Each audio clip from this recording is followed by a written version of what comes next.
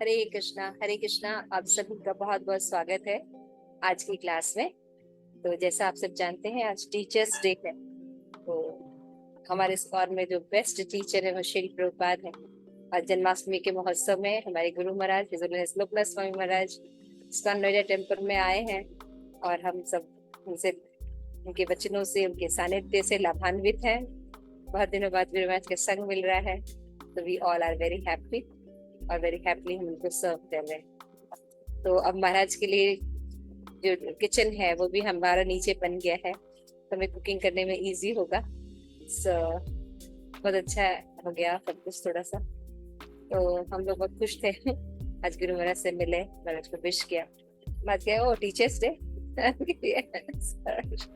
Teachers day महाराज ने हम लोग को ब्लेसिंग्स दी, मिले और बहुत अच्छी क्लास भी हुई। तो आज जो भी 2-3 दिन यहाँ पे नोएडा में है तो लगातार क्लासेस होंगी, तो महाराज का सानिध्य प्राप्त कर सकते हैं जपा टॉक में। तो हम जो है श्री प्रभुपाद की स्मॉल बुक पढ़ रहे हैं, ईशोपनिषद।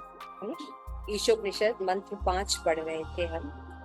नमो विष्णुपादाय कृष्ण प्रेष्ठाय भूतले श्रीमते भक्ति वेदांत स्वामी इति नामिने। नमस्ते सारस्वते देवे गौरवाणी प्रचारिणे निर्विशेष शून्यवादी आशादेशितारिणे।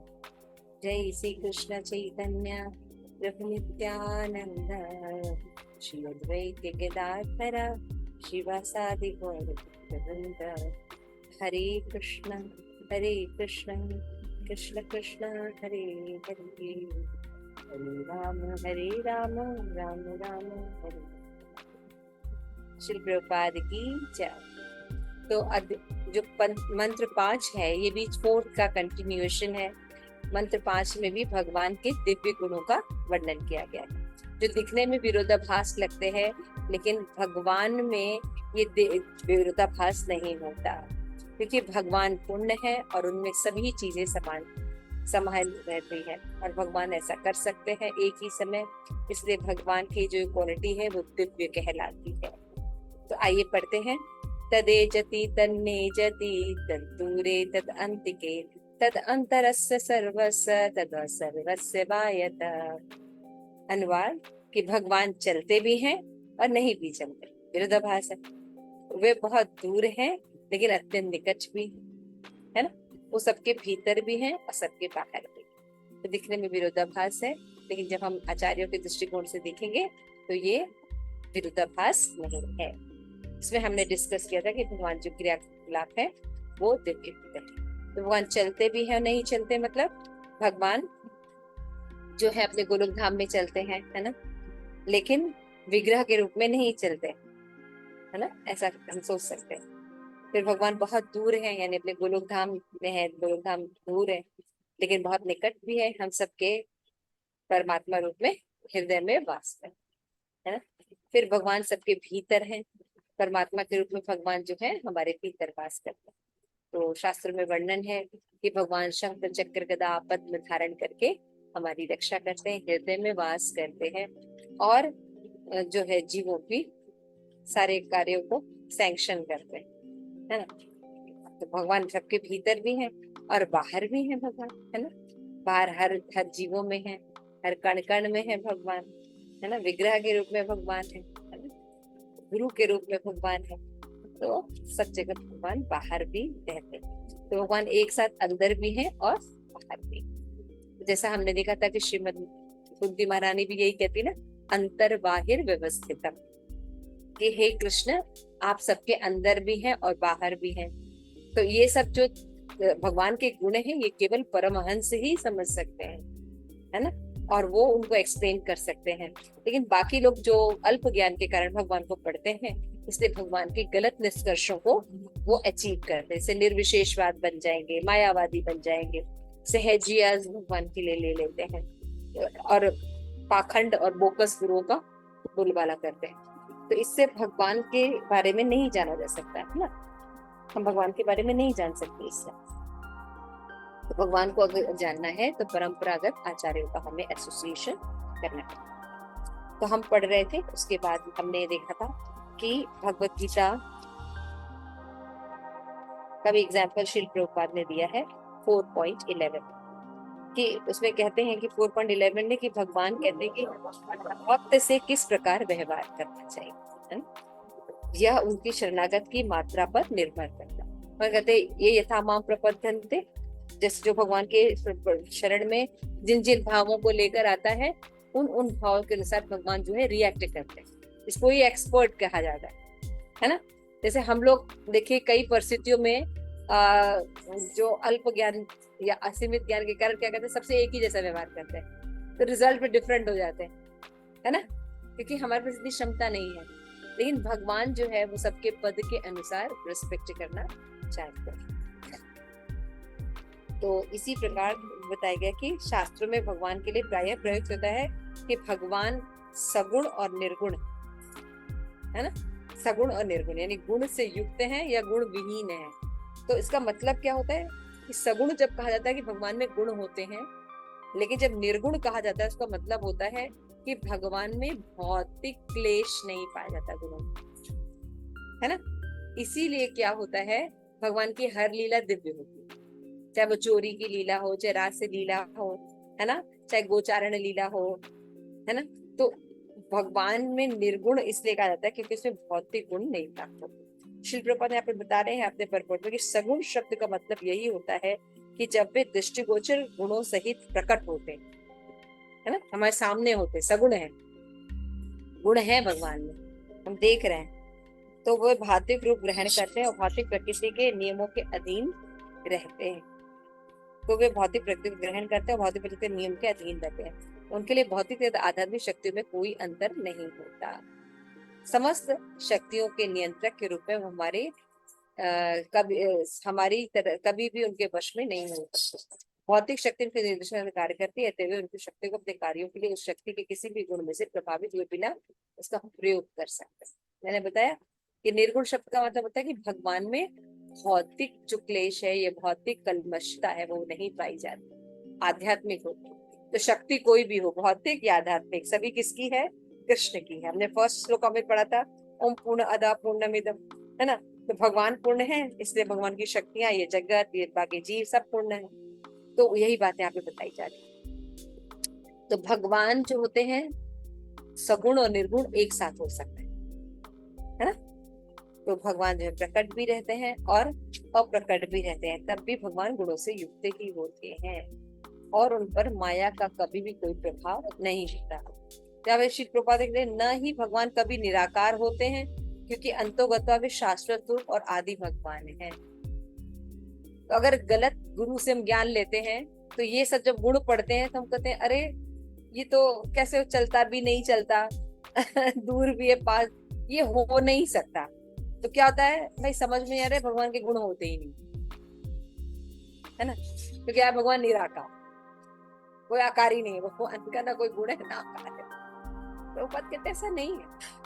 अगर हमारा आकार है और भगवान का आकार नहीं हो सकता, यानी भगवान हमसे भी तुच्छ हो गए, तो फिर भगवान कैसे? तो भगवान का आकार होता है, लेकिन उसमें भौतिक कलमशता नहीं पाई जाती, वो हमेशा सच्चिदानंद रहते हैं। तो उनका जो निराकार पहलू है वो क्या है? ब्रह्म ज्योति के रूप में।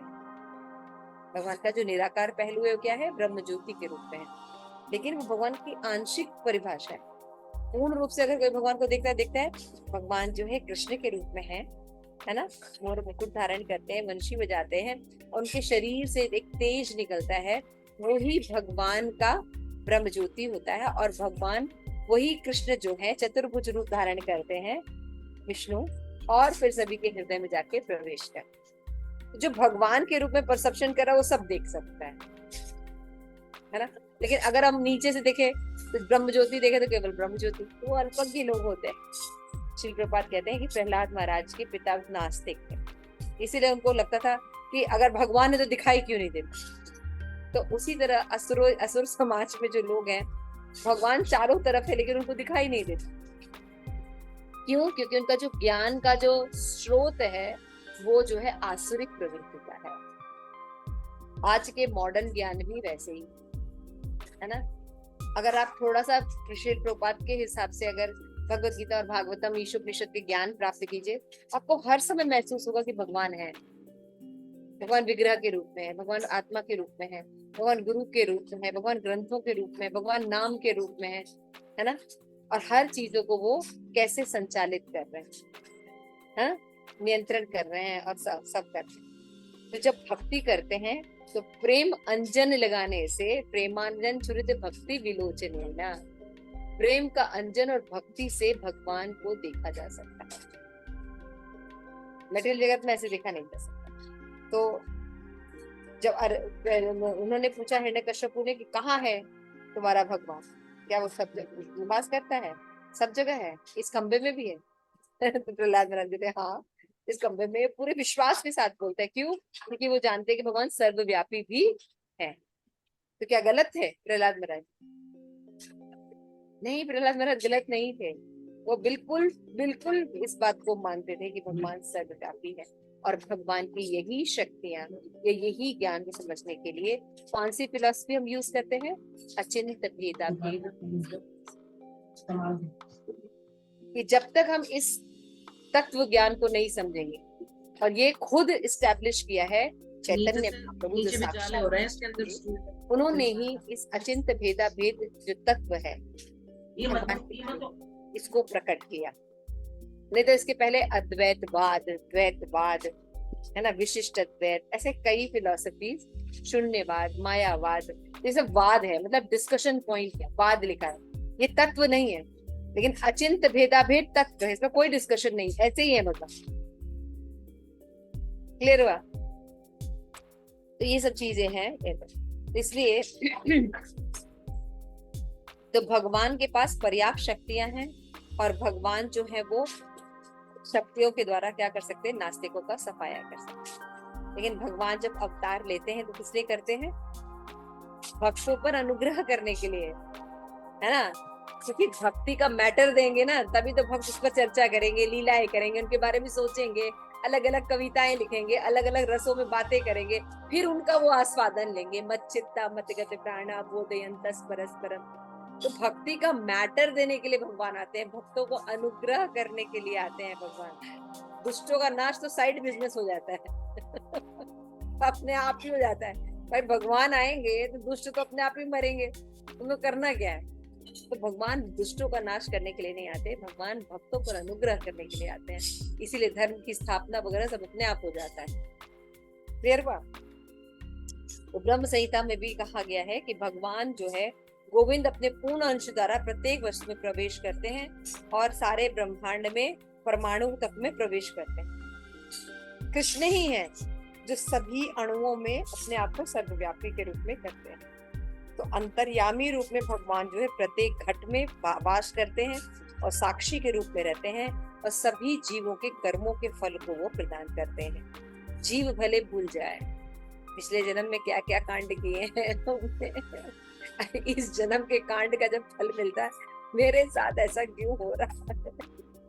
आत्मकृतम विपुकाम, सब हमारे आत्मकृतम विपुकाम है।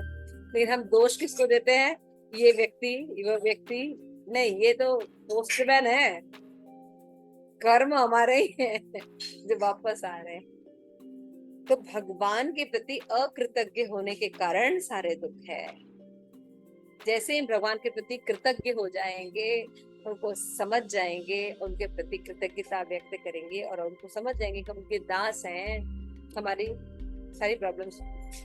भक्ति विनोद ठाकुर गाते हैं, जीव कृष्ण दास यही विश्वास कर लेते आरा दुख है ना। राधा कृष्णा बोल बोल बोलो रे सब, जीव कृष्ण दास यही करना। We are the servant and the servant of the Krishna. ये बात जीव जैसे ही समझ जाता है, जीव कृष्ण दास यही विश्वास कर लेता अरे दुख। हम किसी से ईर्ष्या क्यों करते हैं? क्योंकि हम किसी सामने वाले को अपने से ऊंचा नहीं देख सकते। है ना। हमें किसी की बात बुरी क्यों लगती है? क्योंकि हम अपने आप को सर्वश्रेष्ठ समझना चाहते हैं कि हमारे अंदर कोई दुर्गुण नहीं है, आई एम ग्रेट, इसलिए तो दूसरों की बात बुरी लगती है ना। तो हम दासता भूल जाते हैं, I am the servant. Servant का मान और अपमान क्या, कोई भी आके झाड़ के चला जाता है। नौकर, अगर घर में नौकर हो कोई भी झाड़ के चला जाएगा, ऐसा है ना। तो सर्वेंट का मान और अपमान नहीं होता, मालिक का मान और अपमान होता है।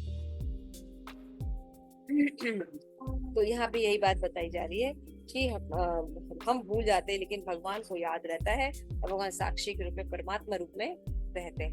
तो अंदर भी हैं और बाहर भी रहते हैं। तो भगवान जो है इस तरह से एक साथ रह सकते हैं। तो भीतर तथा बाहर ईश्वर के अतिरिक्त कुछ भी है ही नहीं। श्री प्रभुपाद, सब कुछ भगवान का ही क्रिएट है ना। बाहर भी भगवान ने सब चीज क्रिएट किया, और क्योंकि भोक्ता भगवान है, भोगने की शक्ति भगवान के अंदर है, जीव भोग नहीं सकता। अभी 10 गुलाब जामुन खिला दो यमुना सुंदरी को तो उसको अपच हो जाए, दो तो खा लेगी, अपच हो जाए, नहीं भोग सकते। तो हम लोग भोग नहीं सकते, है ना। गिरिराज जी को खिला दो तो गिरिराज जी तो पूरी दुनिया खा जाएंगे, फिर भी डकार भी नहीं लेंगे। तो एक्चुअली भोग सकते हैं भगवान। और भगवान कैसे भोगते हैं कि जीव का वर्धन होता है। हम भोगते हैं तो किसी चीज को विकृत कर देते हैं, है ना, मल के रूप में उसको निकालते हैं। लेकिन भगवान जब किसी चीज को भोगते हैं तो प्रसाद रूप में हो जाता है। समझ में आया? This is the difference. तो हम लोग हमेशा सर्वेंट ही रहे, हम लोग भोग नहीं सकते। या फिर श्री प्रभुपाद करें, प्रत्येक वस्तु उनकी विभिन्न शक्तियों का प्राकट्य है। जिस तरह अग्नि से ताप तथा प्रकाश उद्भूत होते हैं, इसी तरह उनकी विभिन्न शक्तियों में भी एक रूपता है ना। तो भगवान और भगवान की शक्ति एक भी है और अलग भी है, ये हम समझना होगा। भगवान से अलग नहीं है भगवान की शक्तियां, और शक्तियां भगवान का ही है। एक रूपता है लेकिन अंतर भी है। एक रूपता होने पर भी भगवान अपने व्यक्तिगत रूप में उन वस्तुओं पर पूर्ण रूपेण भोगते हैं जो उनके अंश रूप जीवों द्वारा सूक्ष्म मात्रा में भोगते हैं। हम लोग सूक्ष्म मात्रा में भोग सकते हैं, लेकिन भगवान पूर्ण रूपेण भोग सकते हैं, है ना। तो इसीलिए भगवद गीता में भगवान कहते हैं, भोक्तारम यक्षाम सर्वलोक महेश्वरम सुहृदय सर्वभूतानां ज्ञात्वा माम शांति मृच्छति। मैं सबका बेस्ट फ्रेंड हूँ, आई एम द एंजॉयर। और प्रॉपर्टीशिप किसकी है? सारी मेरी। जिस दिन जीव इन तीनों चीजों को समझ जाता है, वो क्या हो जाता है? बंधन मुक्त हो जाएगा। जब तक हम ये चीज नहीं समझेंगे तब तक शांति प्राप्त नहीं हो सकती। तो यहाँ पे हम देख रहे हैं इस श्लोक में भगवान के जो गुण बताए गए हैं वो विरोधाभास है, लेकिन वो विरोधाभास नहीं है, एक साथ भगवान में विद्यमान रहते हैं। इसीलिए इसको कहते हैं कि भगवान के जो गुण होते हैं वो होते हैं। और हमें जब आचार्यों के थ्रू पढ़ते हैं तब हम समझ सकते हैं, हाँ भगवान चलते भी हैं। तदे जति तन्ने जति, है ना। तद दूरे तदं, भगवान दूर भी है और पास भी, एक साथ रह सकते। तद अंतरस्य सर्वस्य, भगवान अंदर भी है बाहर भी। और क्या है? सर्वस्य बाहर, तद अंतर से सर्वस्य तदा सर्वस्य बाहर, फिर भी वो अंदर बाहर एक साथ रह सकते हैं। ठीक है, श्री प्रभुपाद की जय। अन्य आचार्यों के द्वारा हम नेक्स्ट क्लास में देखेंगे इसको। इसका कोई प्रश्न है तो पूछ सकते या किसी को कुछ कहना है, इससे संबंधित कोई बात याद आ रही है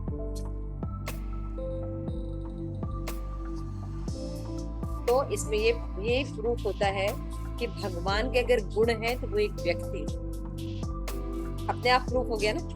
तो अगर निर्विशेषवादी और मायावादी का ज्ञान खत्म हो गया, क्लियर हो गया।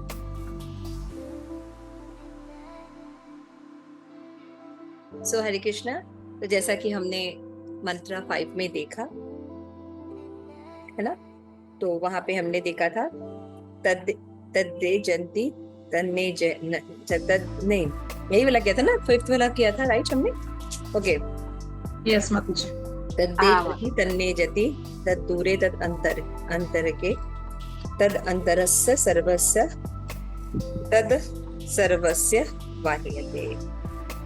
तो यहाँ पे जो मध्वाचार्य है, हमने देखा था कि भगवान जो क्या है, भगवान की क्वालिटीज, दिव्य गुणों के बारे में बताया जा रहा था, राइट, कि भगवान दूर भी है, पास भी है ना, अंदर भी है, बाहर भी है ना, और एक साथ करते हैं भगवान ये काम, है ना। तो भगवान की जो क्वालिटीज हमने अभी डिस्कस की, उसमें जब ये समझ में आना चाहिए कि जब हम किसी परंपरा से नहीं जुड़े होते और ये सब क्वालिटी सुनते तो कहते ओ इट इज नॉट पॉसिबल, क्योंकि भौतिक जगत में ये एक्सपीरियंस होता नहीं है कि कोई दूर भी है, पास भी है, चलता भी है, नहीं भी चलता है, ऐसे कैसे हो सकता है। तो लगता है ओ ये अतिशयोक्ति करके कुछ लिख दिया गया, वो इट इज अ मैथोलॉजी, है ना। तो ऐसा करके बात की जाती है, क्योंकि ये हायर प्रोसेस है, ये सब हायर नॉलेज है, इसके लिए हायर अथॉरिटीज चाहिए, हायर नॉलेज चाहिए। तो भारत की जो सनातन परंपरा रही है ये बहुत ही ज्यादा एलिवेटेड है भाई। जो भगवान को, जैसे जो जितने भी ब्रिटिश जो एम्परर्स थे या जो भी विदेशी थे या मुस्लिम थे, जितने भी लोग थे, इनको तो भगवान के बारे में कोई कॉन्सेप्ट ही नहीं था, और कॉन्सेप्ट भी था तो निर्विशेषवाद के रूप में भगवान का कॉन्सेप्ट है ना। भगवान के बारे में बहुत कम जानते हैं। उनको जब यहाँ आए भारत में, उन्होंने देखा कि ये कैसा भगवान, अगर भगवान है तो ठीक है, चलो रूप की बात करें, चलो ठीक है रूप है आपका, है ना, तो माखन चुराने की क्या जरूरत है, वो तो उन्हीं की प्रॉपर्टी है, उसको चुराने का क्या मतलब होता है, यू अंडरस्टैंड। तो उनको ये सब बातें समझ में नहीं आती थी, वो तो शॉक, उनको तो स्पिरिचुअल शॉक लग गया था जब ये सब बातें वो सुनते होंगे, है ना। तो उनको ये कैसे समझ में आएगा कि भगवान दूर भी है, पास भी है, अंदर भी है, बाहर भी, एक साथ कैसे हो सकता है, क्योंकि मेटीरियली ऐसा कोई एक्सपीरियंस होता नहीं। तो मेटीरियल एक्सपीरियंस से कभी स्पिरिचुअल को नहीं देखा जा सकता, क्योंकि वो कॉन्सेप्ट ही अलग है, वो सच्चिदानंद। तो जब हम सनातन परंपरा में किसी परंपरागत आचार्य के थ्रू हम जब पढ़ते हैं, करते हैं, वहां से हम नॉलेज लेते हैं, तो हमारे नॉलेज में कोई भी आश्चर्य नहीं होता, हम समझ सकते हैं ऐसा बिल्कुल पॉसिबल है। तो इस श्लोक के ऊपर मध्वाचार्य बोलते हैं कि other fears the lord but the lord fear no one, कि सभी जो है मतलब भगवान से डरते हैं, लेकिन भगवान किसी से डरते नहीं, भगवान किसी से डरते नहीं। And he is far away but close. He is inside everything and outside everything. Madhvacharya क्या कि इस श्लोक का मतलब ये है कि भगवान अंदर भी है, बाहर भी है, सब लोग डरते हैं, लेकिन भगवान को कोई भय नहीं होता। तो यहाँ बताते मध्वाचार्य की जो तद्दे जंती मतलब होता है others are afraid of him, और तद ने जयति मतलब होता है he is not afraid for any, है ना। दो शब्द है, तद्दे जति, तन्ने जति, है ना। तो जो दो शब्द हैं तो उसमें यही बात बताई गई है मंत्रा 5 में। तो माधवाचार्य इसको दूसरे ढंग से थोड़ा सा बता रहे हैं। तो वो ये बता रहे हैं कि तद्दे जति का मतलब होता है कि भगवान से सब डरते हैं। तन्ने जति का मतलब बता रहे हैं वो कि भगवान लेकिन किसी से नहीं डरते। और इसमें बताया है कि तत्व संहिता में भी ये बात कही गई है कि all fear him but Hari is not afraid of everyone. This is the तत्वतः नॉलेज। भगवान से सब डरते हैं या और भय रहता है लोगों को, लेकिन भगवान कभी भी किसी से नहीं डरते। भगवान कभी भी किसी से नहीं डरते। Since he is all pervading, हालांकि भगवान सर्वव्यापी हैं, ही is far of and near and he is outs and inside.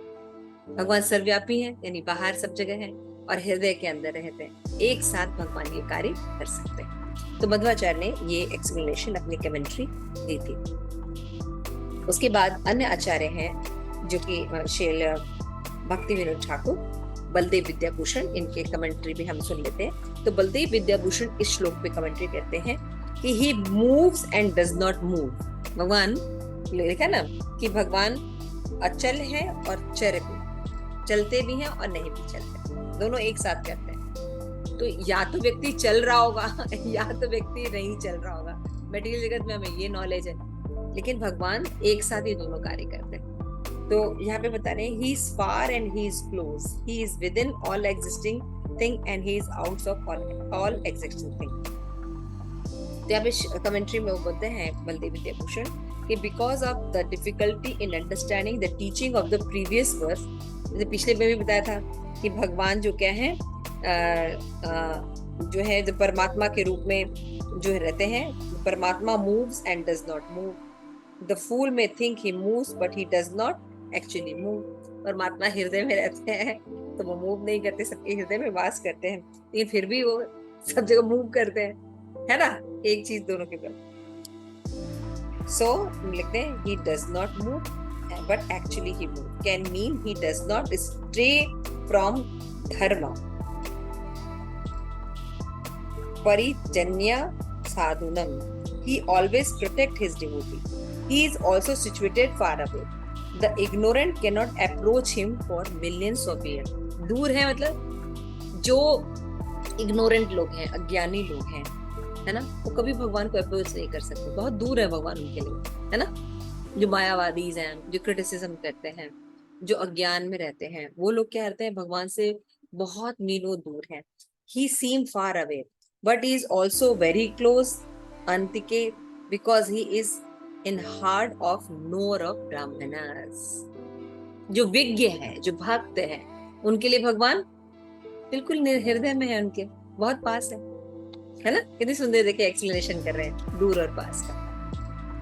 पर one who pervading all where is a question of no far. अगर भगवान सर्वव्यापी है तो दूर और पास का कोई प्रश्न ही नहीं होता।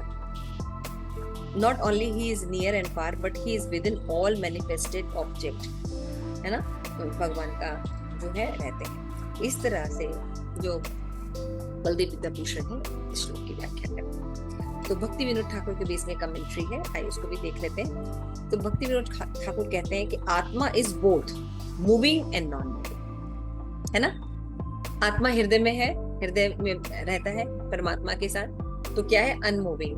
लेकिन आत्मा पूरे शरीर का संचालन करता है, कितना सूक्ष्म होके भी पूरे शरीर को, चाहे वो एंट का शरीर हो, चाहे वो हाथी का शरीर हो, चाहे हमारा शरीर हो, वो छोटी सी जो अणु आत्मा है, बाल के अग्रभाग के 10,000वें हिस्से के बराबर, सोचिए वो पूरे शरीर में सजीवन करता है।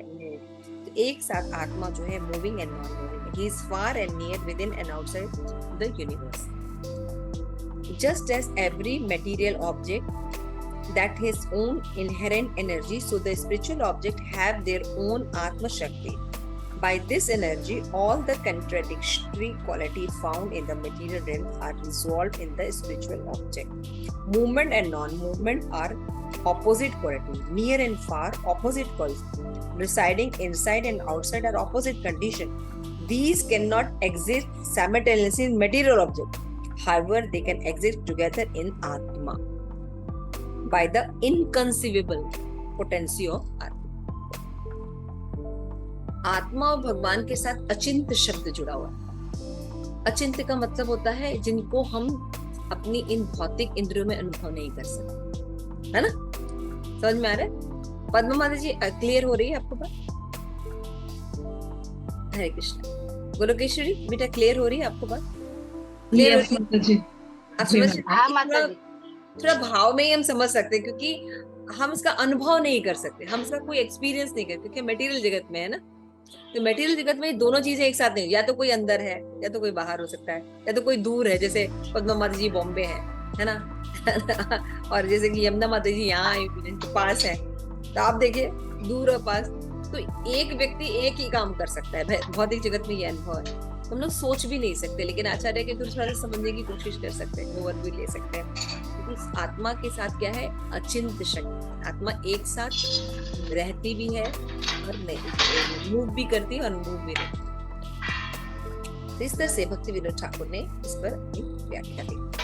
आइए हम मंत्र 6। Can you close the object recording? तो यहाँ पे